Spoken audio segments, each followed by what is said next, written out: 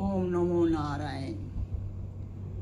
देखिए, संसार के अंदर स्वयं एक है, परंतु उसके नौकर चाकर बहुत हैं। नौकर चाकर मीन्स उस स्वयं के साथ जुड़े हुए आंखें, हाथ, पाँव, नाक, मुंह, कान। ये नौकर चाकर बदलते रहते हैं। समय के अनुसार ये ढीले भी पड़ते हैं, समय के अनुसार धीरे धीरे जीव का साथ भी छोड़ते हैं।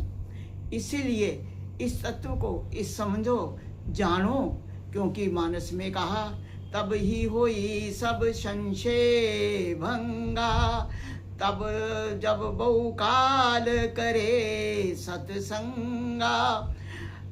जितने संशय हैं मन के, उनका नाश तभी होता है जब अपने स्वरूप का सत्संग उसको मिलता है।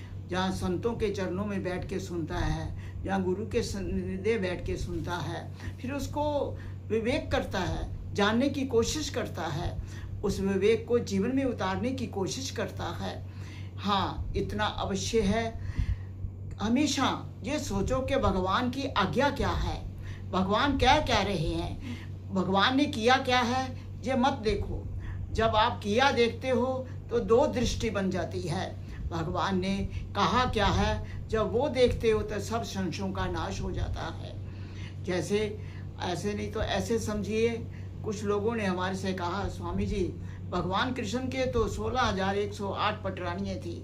हमने कहा भगवान कृष्ण योगियों के महान योगी थे। वैसे साइंस से दृष्टि से देखा जाए, आप हम सबके अंदर 16,108 नाड़ियाँ हैं। उन पर भगवान के अंदर भी थी। जब वो नर रूप में आए तो उन पे भगवान का कंट्रोल था, उन पे उनका संयम था। योगियों के महान योगी थे।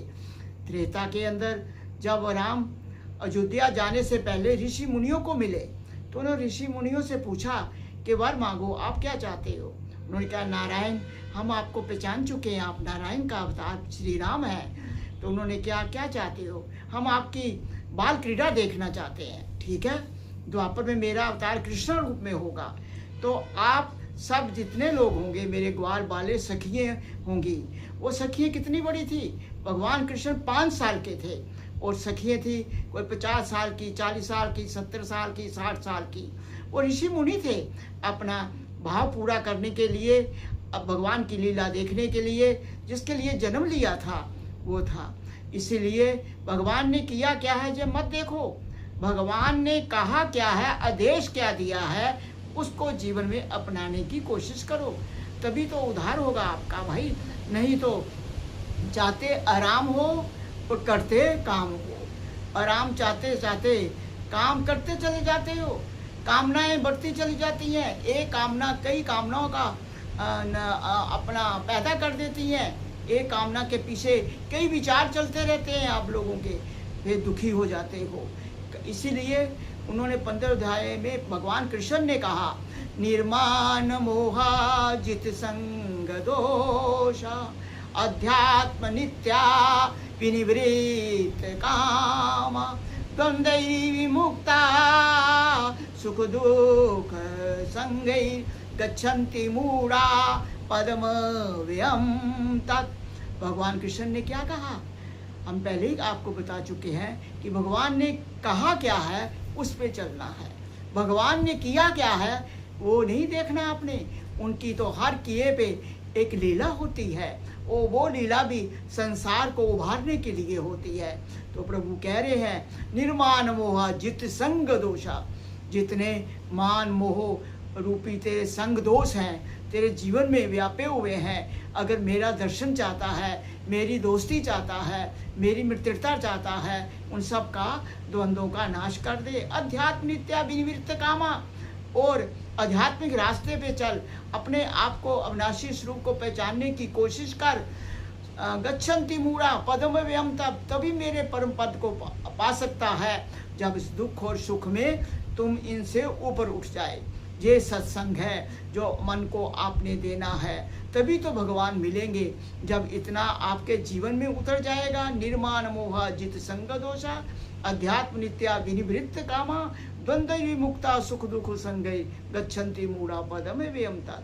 इस प्रकार का जब जीवन आपका बन जाएगा, मान मोह से रहित, सब द्वंद्वों से रहित, सुख और दुख में सम होगा, और देखिए प्यारी आत्माओं, ये सुख और दुख परिस्थितियाँ तो बदलती रहेंगी जब तक तू स्वयं है और स्वयं के अंदर से नौकर चाकर हैं, जितने भी अंग प्रत्यंग है ये बदलते रहेंगे परिस्थितियों के अनुसार, समय के अनुसार। इसलिए अपने स्वरूप को जान और प्रभु के परम पद को प्राप्त कर।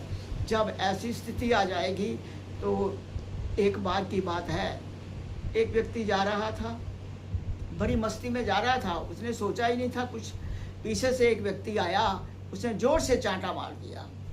अब थोड़ा सा उसको वेश आया कि पीछे से चांटा मारने वाला कौन है जिसकी इतनी हिम्मत कि मैं सीधा जा रहा हूँ, मैंने किसी को कुछ कहा नहीं और पीछे से आके चांटा मार दिया। जब पीछे मुड़ के देखा कि चांटा मारने वाला तो उसका मित्र ही है, तो जो आवेश आया वो शांत हो गया।